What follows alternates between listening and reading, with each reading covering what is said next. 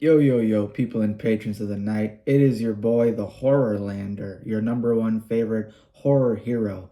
And today I'm here to talk about a potentially scorching hot take that I have regarding a modern horror movie that a lot of people seem to enjoy, which is respectable. You can like whatever movie you like, but I always got to be honest on my channel. I'm never going to be dishonest about a review. There have been horror movies that a lot of people enjoy that I will not end up maybe enjoying. And then I have different thoughts. And then sometimes there's horror movies or media that a lot of people hate and shit on. And I actually end up enjoying that stuff or partially enjoying it. And I'm one of the rare people who defend it. So I'm going to be talking about my thoughts regarding Longlegs 2024, which I got to see yesterday night. So maybe I'm not your favorite horror hero today. Maybe this is going to be more like that scene where Huey, Billy Butcher, and Soldier Boy basically jump Homelander.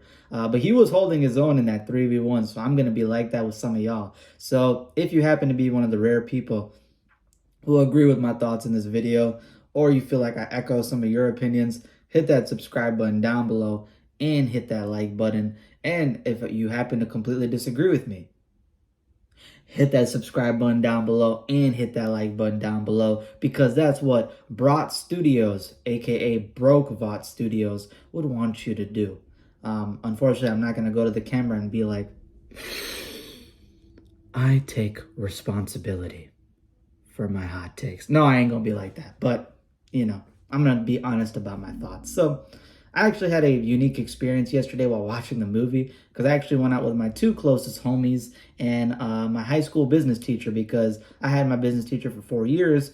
He was really close to him. I did some business clubs with him and he helped me out a lot, even in like my college applications and stuff. So, he's basically like my non-blood related father. Like he's a father figure to me and both of my homies. So, we all went out there to watch the film, and half of us had different thoughts. Me and my homie had similar thoughts about this movie, and then my homie and the teacher had different thoughts as well. So we had some good discussion after we watched it.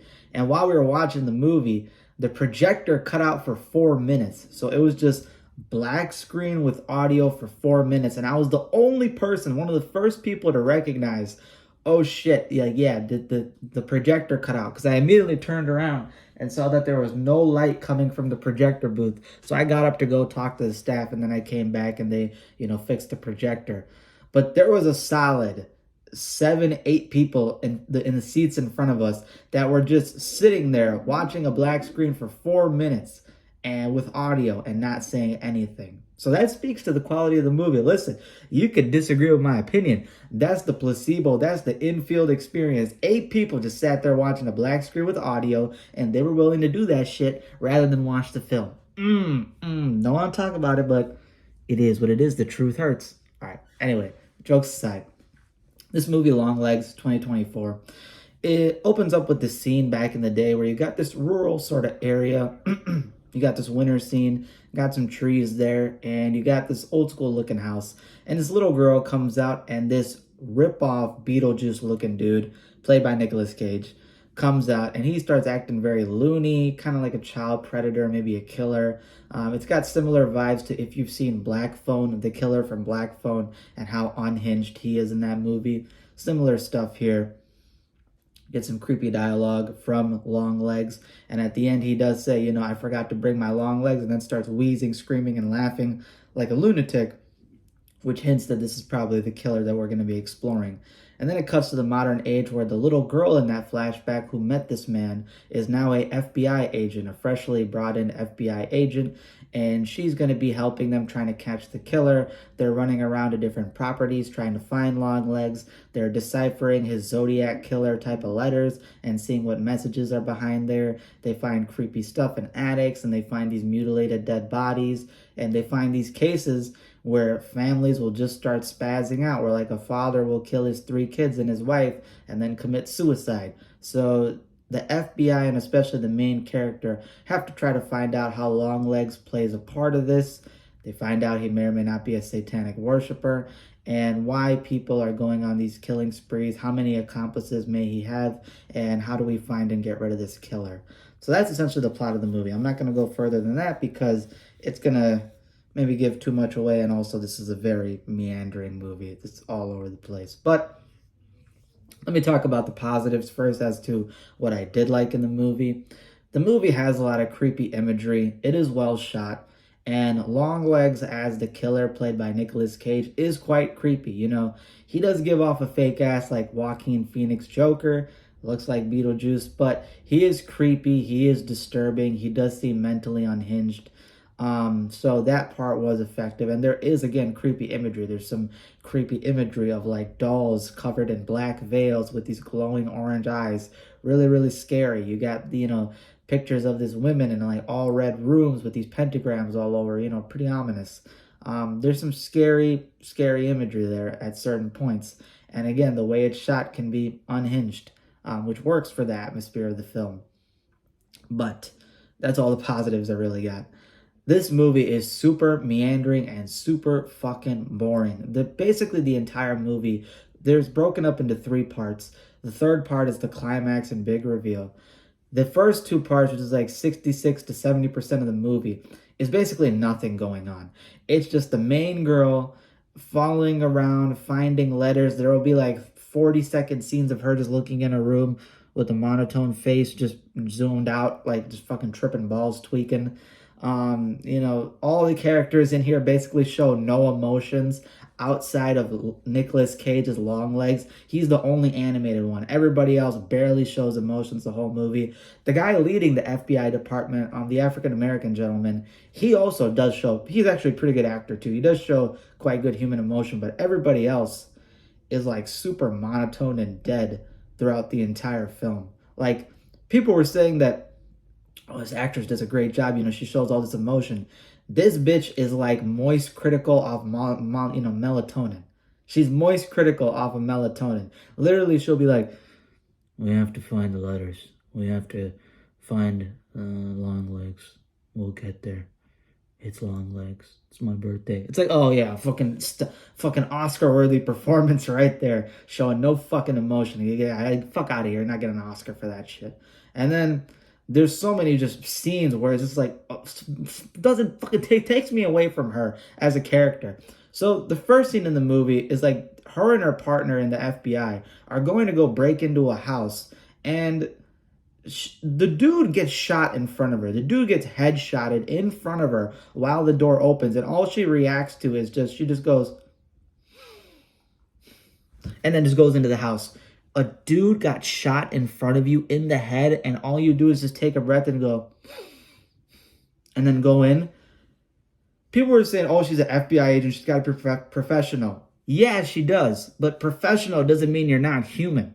Like the dude leading the FBI department, when he sees some rotting dead bodies in a house, he goes with the handkerchief, gets weirded out, and then goes and still investigates it. That's called professionalism, where you still got human emotions, you still got human shock, but then you actually go and do your job. That's called professionalism. Professionalism is not seeing a dude get shot in front of you and all you do is go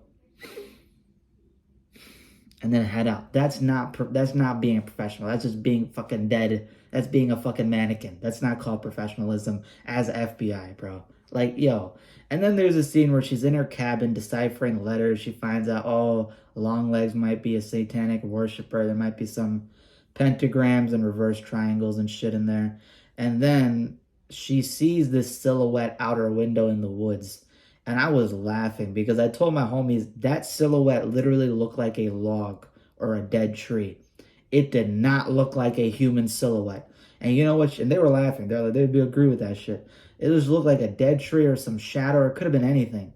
And you know what she does? She takes her gun, and then literally she goes out into the woods with her gun. And she doesn't just walk. She starts like running into the woods with her gun. You saw a silhouette of you say human silhouette. It looked like a dead tree or like a log out there. You see that and you start running into the woods. That's your best judgment, to go and run in the woods towards the silhouette? You didn't even know if it was a human. You didn't even know if it was anything. Why did you run out into the woods like a dumbass? And then as soon as she looks back in her cabin, she sees somebody's in there. So she goes in, she clearly sees somebody in the window moving inside of her cabin. She goes in to the cabin, does a quick little investigation, and then she sits back in her chair. And I noticed something. On the desk was a bowl of Cheerios. This bitch got a bowl of Cheerios after she just saw a dude walking through her cabin and potentially somebody in the woods.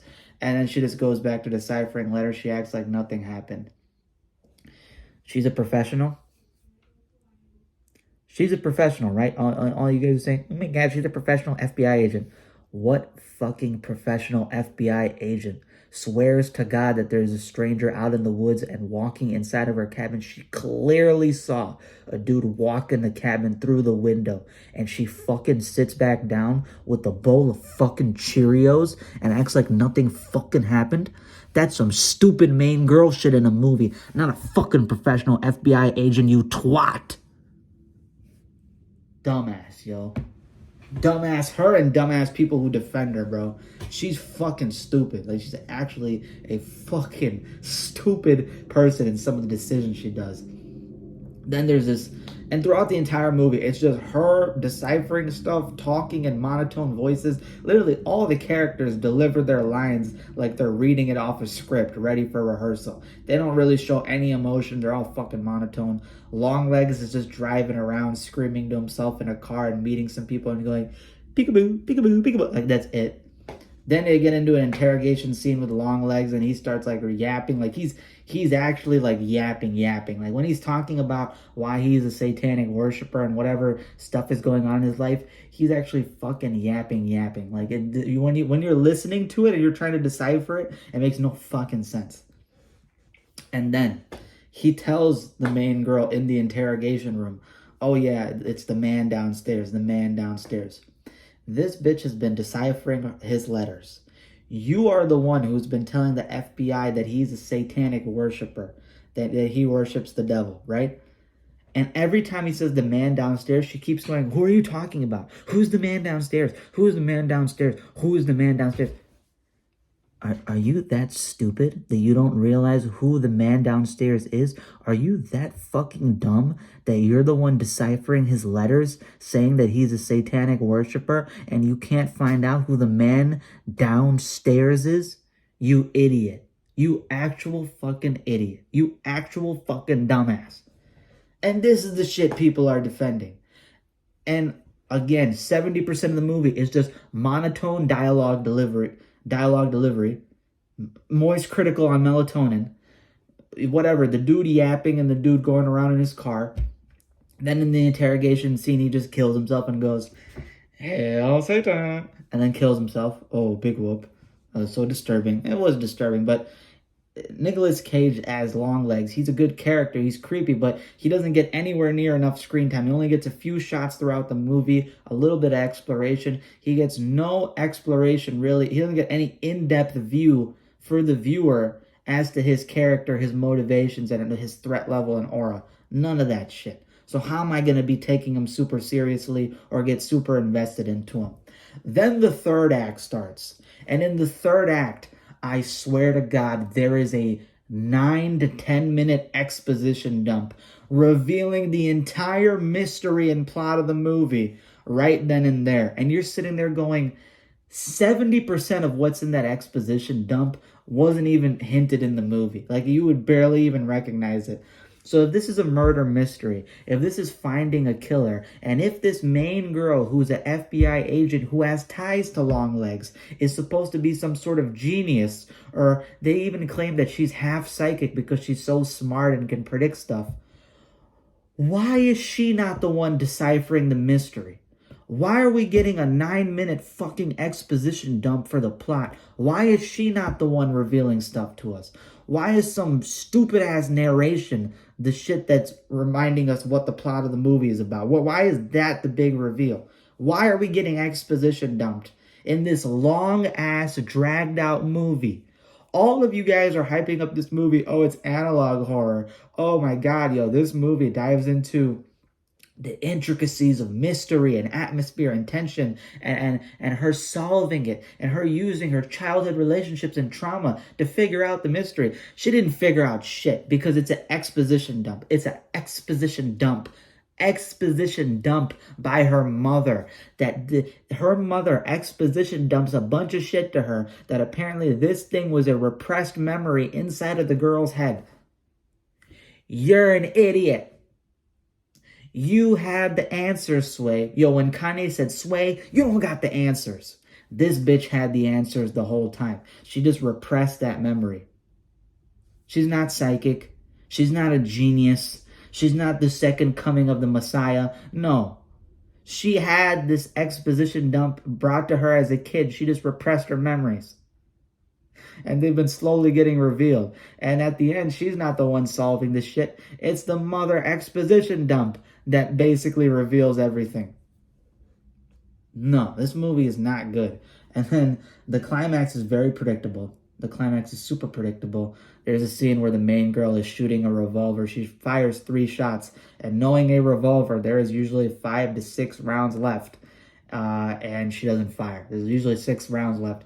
5 or 6, she doesn't fire. She doesn't shoot. So it's like, okay, you ran out of bullets. And people said the gun jammed. The hammer was clicking. The hammer was clicking. She ran out of bullets.